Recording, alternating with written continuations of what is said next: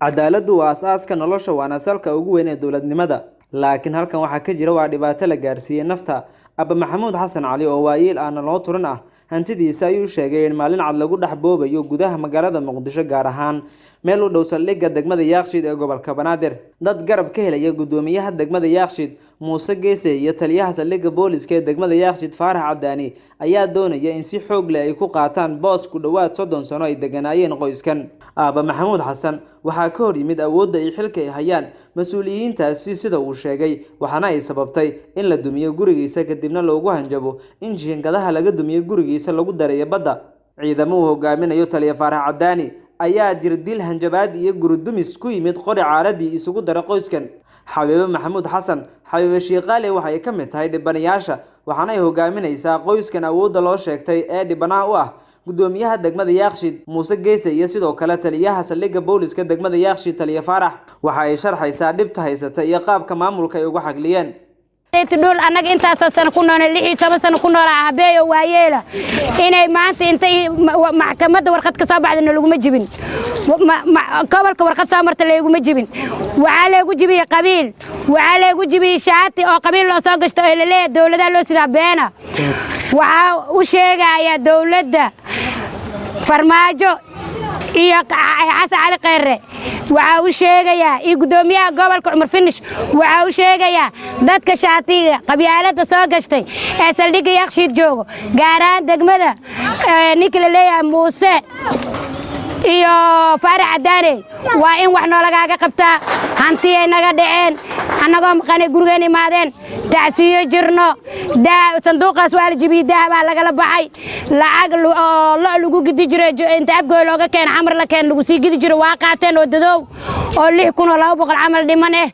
meed guriga cagaf lama gelin waxa loo soo jartay jareer laga keen suuqa joongale asaalir gurigan ku baashaala hadii idin kugu yimaad inta jabaysiin lacag malihiina liiray diriska marqaate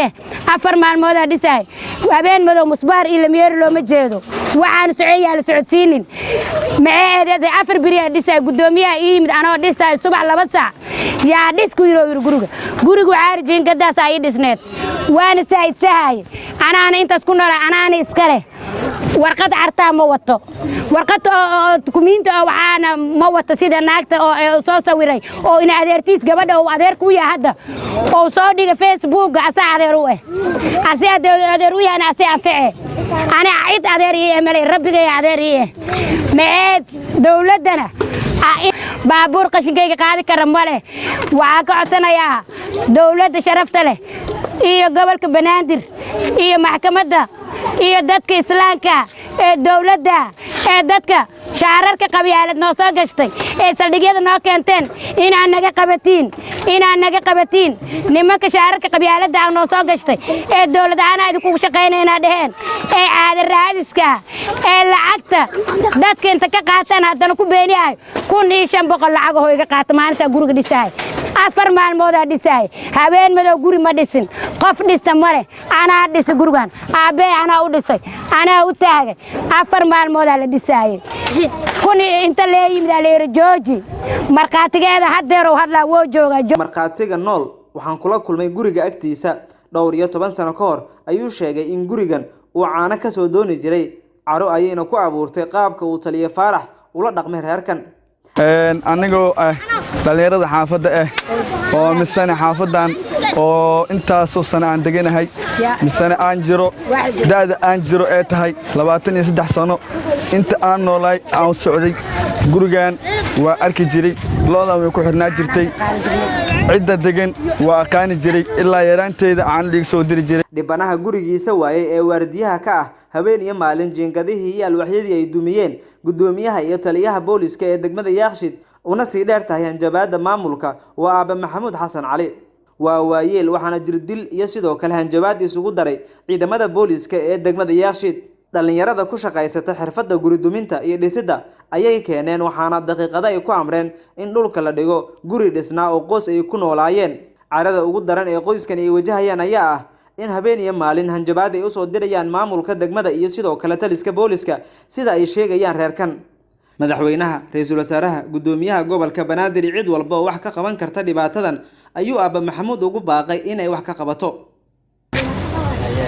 waxaan meeshaan u fadhaa gurigan maalinka xoogga laygagu dunshay beriga intiisaga dhexle biyaan hoostayda ku jira ilmahaygii biyahay dhex yaalliin dowladdaan u cabdhay madaxweynahaan u cabdhay ra-iisul wasaaraan u cabdhay yaa ii islaama gudoomiyaha gobolkaan u codday cumar firish yaa ii islaamahaan eri nin waxiga soo qaada ma jiro gurigayga waa u jeediin sawiyaal waa u jeediin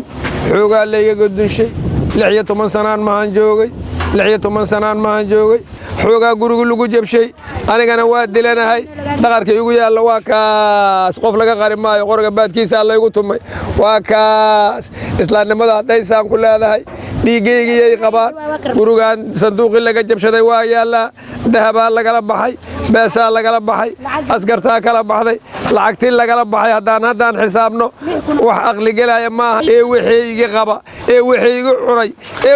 cunay islaamnimo haddaa jirto waxaygaa layga qaada maxkamaddaan isla tagnay dadkaan gurigaan dusha maxkamay diideen maxkama aadi mayna beesadaan qabsadhay gurigaan dushayreen beesadaan dhiibna beesa ka badanay dhiibeen gurigii saasaa xoog loogu dushay haddii dowladdu saas isku raacsan tahay ilmahan waa leedeen maanay yaalliin dowladdu wax u qabato dowladdu wax ii qabato saldhigyada booliska ee degmooyinka gobolka Banaadir ayaa hooyo iyo aabo u noqday musuqa ugu weyn ee ka jira Muqdisho laakiin waxa isweydiin mudan in madaxda sare ee dowladda aysan ogeen iyo in ay raali ka yihiin talaabo walba ee jirta diinteenna dastuurka iyo bini'aadanimadu raali kama aha isku taageeridda dulmiga iyo dhibaataynta dadka daciifka ah